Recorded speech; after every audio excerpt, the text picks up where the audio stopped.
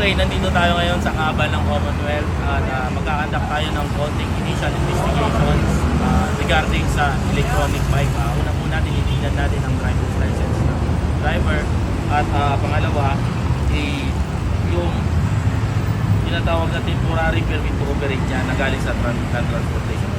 Pero bago lahat, titignan muna natin itong function ng system ng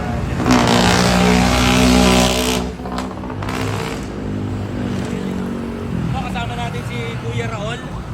Siya po yung nag-ooperate itong electronic bike o e-trike na pampasada. Hindi po ba? Pampasada to.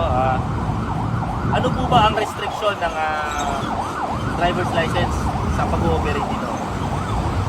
Any driver's license naman, no?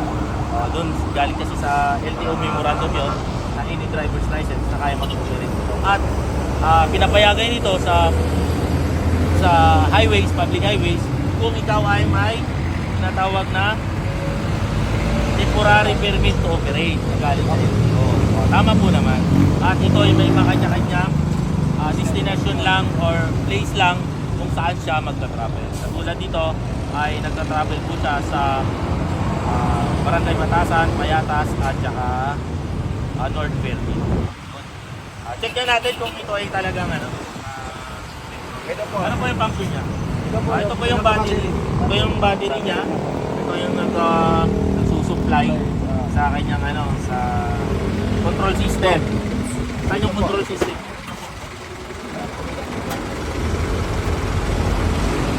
Ito yung control system niya. Nakikita niyo po yan, yung kulay blue. Kasama po yung magnetic ano na po? ano tawag nito? Dynamo. Yun, kasama yung dynamo. Medyo malakas din to, ha. Ilan ang pinakamabilis na tinatakbo nito kaya? 60 kph. 60 kph ang tinatakbo niya. Yan.